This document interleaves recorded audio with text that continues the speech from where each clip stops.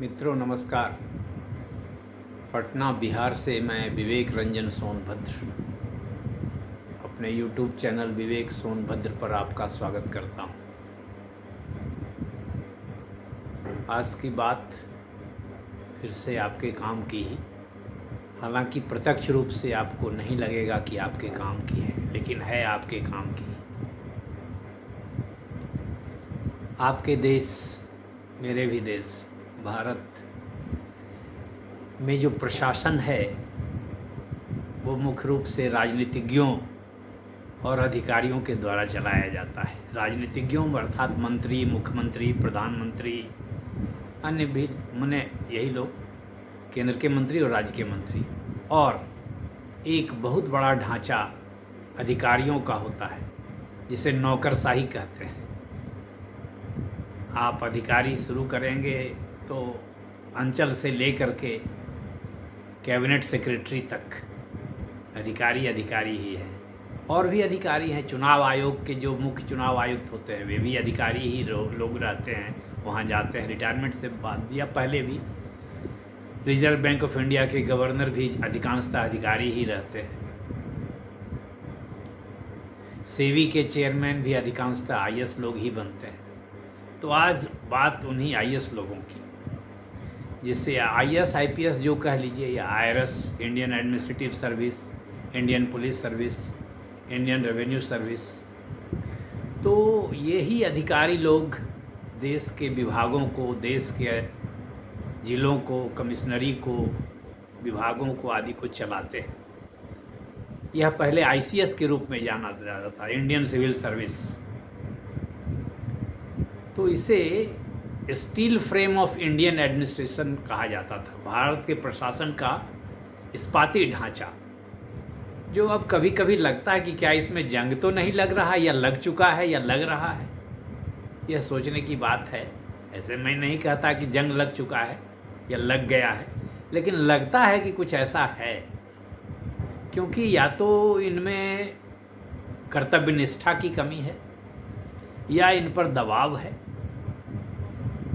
जो इनसे जानबूझकर या अनजाने में कई गलत काम हो जाते हैं। अब देखिए, आज की ही खबर है कि कल झारखंड में प्रधान सचिव स्तर के एक आईएएस अधिकारी विनय कुमार चौबे, ये विनय शंकर चौबे को भ्रष्टाचार निरोधक इकाई ने गिरफ्तार किया है। राज्य की भ्रष्टाचार निरोधक इकाई ने किसी शराब घोटाले में गिरफ्तार किया है। प्रधान सचिव का जो रैंक होता है बहुत ऊंचा रैंक होता है। राज्य में कुछ ही, हर विभाग में एक प्रधान सचिव होते हैं, तो हो सकता है 10 लोग होंगे या और भी होंगे, कुछ 15 लोग होंगे, जो भी हो। तो प्रधान सचिव बहुत बड़े स्तर के अधिकारी होते हैं। इसके पहले भी झारखंड में पूजा सिंघल आईएएस ही थी, वो आईएएस टॉपर रह चुकी थी, और खनन सचिव थी, वो जेल से रह कर आई हैं, कई महीने जेल में रही है।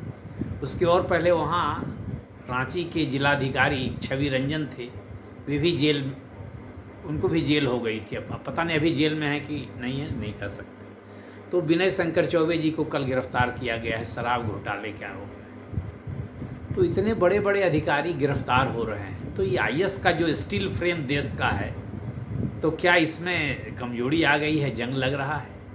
यह सोचने की चीज़ है, विचार करने की चीज़ है।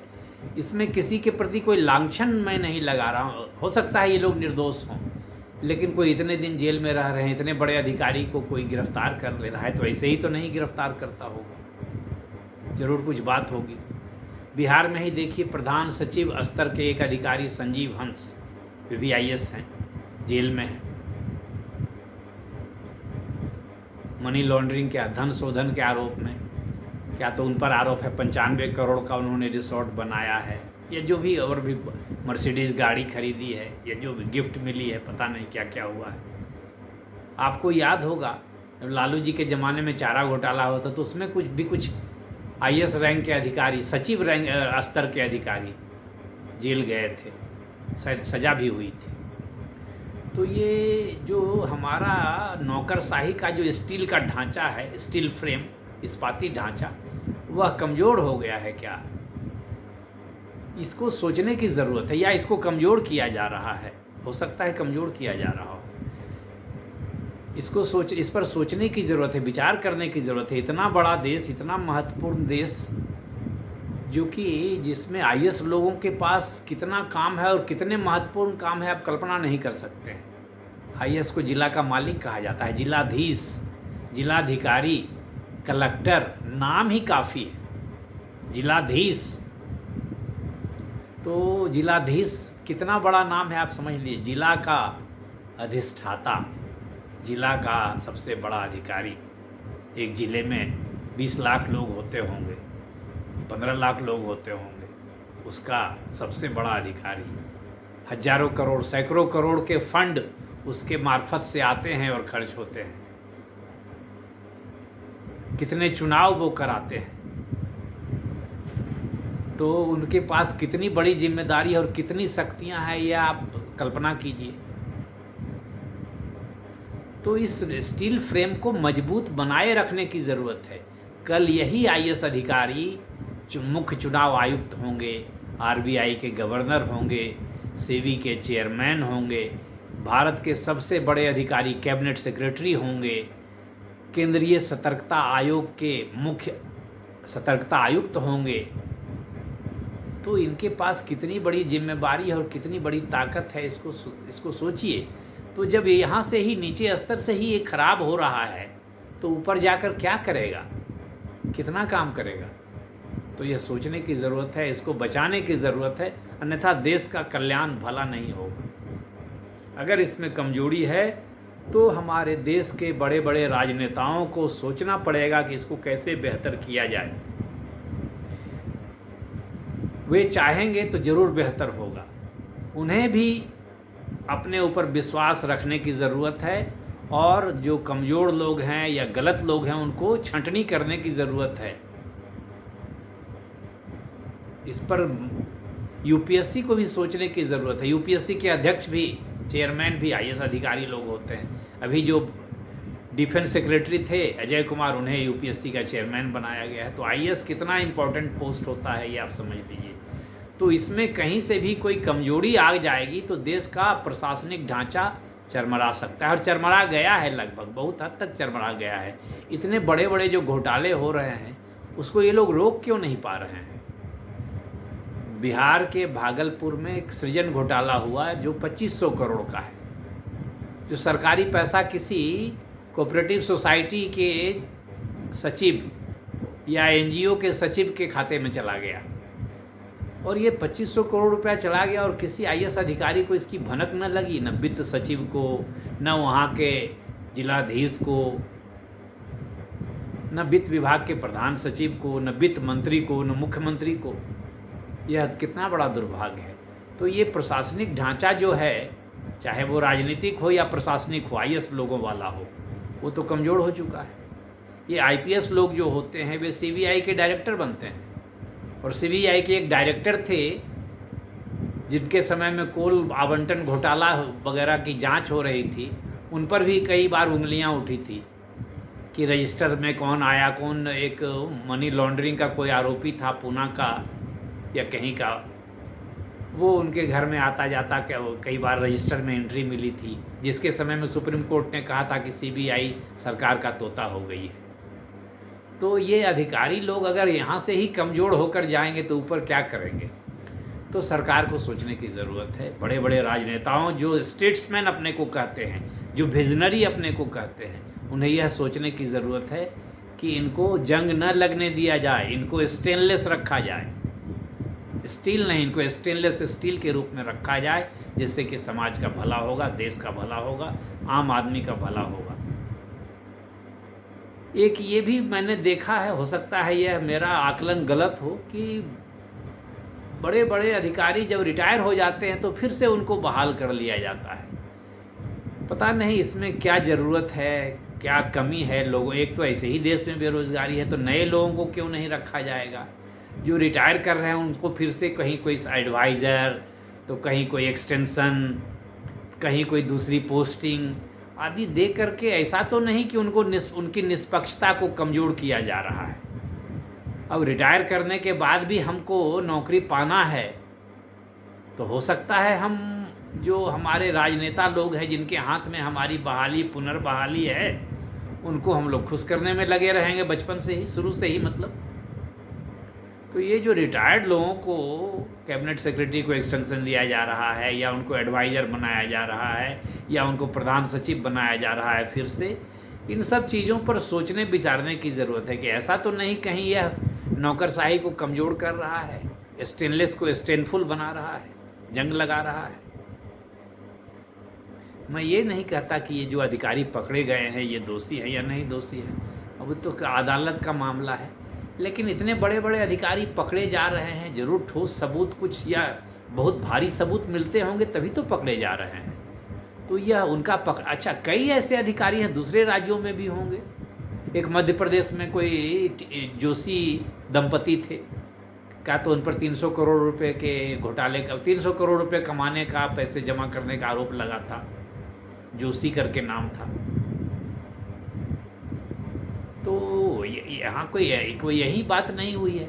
उत्तर प्रदेश में भी नोएडा में कई बार कुछ अधिकारियों पर आरोप लगा, फ्लैट आवंटन, ज़मीन आवंटन, क्या क्या आवंटन, सब तरह का आरोप लगा ही है। तो यह एक राज्य की समस्या नहीं है, लेकिन यह चिंता का विषय है कि जो IAS, IPS, IRS, ये जो हमारा स्ट्रक्चर है नौकरशाही का, ये कहीं न कहीं कमज़ोर हो रहा है। इसको मजबूत रखने की ज़रूरत है, अन्यथा फिर इस देश का भविष्य अच्छा नहीं होगा। आखिर इतने बड़े बड़े बड़े बैंक के घोटाले हो जा रहे हैं और कोई ढंग से पकड़ा नहीं जा रहा है। ठीक है, बैंक में IAS नहीं होते हैं, लेकिन जब घोटाले पकड़े जाते हैं तो CBI में तो IPS लोग ही होते हैं, विजिलेंस में तो IAS लोग होते हैं, ED में तो IPS, IAS, IRS लोग होते हैं। सीरियस फ्रॉड इन्वेस्टिगेशन ऑफिस में तो हो सकता है IAS लोग होते होंगे, DRI में हो सकता है IAS लोग होते होंगे या IRS लोग होते होंगे। तो वो वही स्टील फ्रेम ऑफ ब्यूरोक्रेसी वाले लोग ही हैं। तो वे वहाँ तो हमें सख्त लोग की ज़रूरत है, यमराज जैसा न्याय करने वाला, कि नहीं भाई पाप हुआ है तो नर्क जाना होगा। तो मित्रों, आज का मेरा विषय वीडियो का यही था। मैं चाहता हूँ कि हमारे देश की नौकरशाही मजबूत हो, सक्षम हो, निष्पक्ष हो, ईमानदार हो। ईमानदार होना भगवान होने के बराबर है। भगवान होने की ज़रूरत नहीं है, ईमानदार होने की ज़रूरत है। आप खुद ब खुद भगवान हो जाएंगे। सत्य बोलना ही भगवान बनने से, अगर कोई सत्य बोलता है तो समझ लीजिए कि वह भगवान का ही रूप है, शिष्य है, दूत है, जो भी समझ लीजिए। मैं भगवान को कमतर नहीं कर रहा, भगवान तो भगवान है, अल्लाह तो अल्लाह है, लेकिन जो सत्य के रास्ते पर चले वह तो उनका दूत है। ऐसे मैं कोई विवाद वाली बात नहीं बोलता। आप तो यह भी बोलेंगे कि अल्लाह का कोई दूत होता नहीं, एक ही दूत होते हैं, पैगंबर एक ही दूत हुए हैं, अंतिम दूत हुए हैं। ठीक है, मैं वो नहीं कह रहा, मैं एक तो रूपक के रूप में बता रहा हूँ। अगर कोई सत्य के राह पर चले, निष्पक्षता के राह पर चले, ईमानदारी के राह पर चले, तो उसे तो भगवान का दर्जा खुद ब खुद मिल जाएगा, फिर उसमें कोई कमी ही नहीं बचेगी। मैं ये कह रहा हूँ, और मैं इसको किसी को भगवान के बराबर नहीं ले जा रहा, ले भी मैं नहीं जा सकता। मैं कौन होता हूँ ले जाने वाला? भगवान के दर्जे के बराबर आदमी कहाँ से बनेगा? लेकिन फिर भी सत्य की राह पर अगर चले तो महामानव तो होगा ही होगा। तो इसलिए ब्यूरोक्रेसी को निष्पक्ष और ईमानदार बनाए रखने की ज़रूरत है।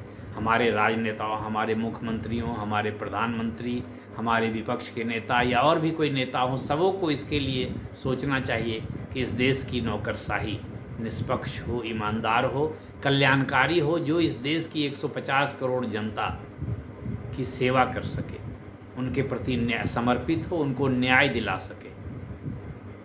क्योंकि आज आपको अंचल में न्याय नहीं मिलता है, ये तो आप भी समझते होंगे, मैं भी समझता हूँ, नहीं मिलता है न्याय। कितने बार दौड़ेंगे तो आपके ज़मीन के कागज़ ठीक होंगे, हो सकता है आपको पैसे देने पड़ेंगे। लोग बोलते नहीं हैं लेकिन बिहार में जो सर्वे चल रहा है उसमें सुनी जाती है, बोलते हैं लोग, लेकिन हाँ उनसे प्रमाण मांगिएगा तो प्रमाण नहीं देंगे। बोलते हैं कि हमने इतना पैसा दिया, हमसे इतना मांगा गया, हमें 2-4 लोग बोले हैं। तो ये जो स्टील फ्रेम ऑफ ब्यूरोक्रेसी है, डीएम, कमिश्नर, सेक्रेटरी, इनको और मजबूत बनने और बनाने की ज़रूरत है। अब ये कैसे बनेंगे और कौन इन्हें बनाएगा,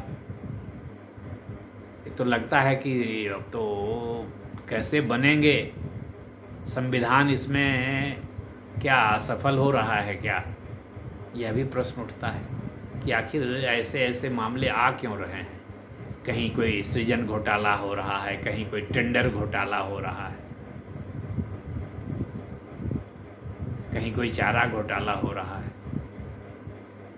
कहीं कोई कोल ब्लॉक आवंटन घोटाला हो रहा है, कहीं कोई 2G घोटाला हो रहा है, कहीं कोई आदर्श सहकारी गृह निर्माण समिति घोटाला हो रहा है। तो इतने घोटाले हो कैसे रहे हैं, किसकी संलिप्तता है? बिना अधिकारियों की संलिप्तता के क्या ये सब घोटाले संभव हैं? ये मैं प्रश्न पूछ रहा हूँ, मैं कोई उत्तर नहीं, मैं उत्तर दे भी नहीं सकता। तो सोचिए और विचार कीजिए कैसे सुधार होगा देश का। धन्यवाद। आपके सलाह और कमेंट का इंतज़ार रहेगा, जिससे कि मेरा भी मार्गदर्शन हो और आपको और बेहतर वीडियो और रेलेवेंट वीडियो मिल सके।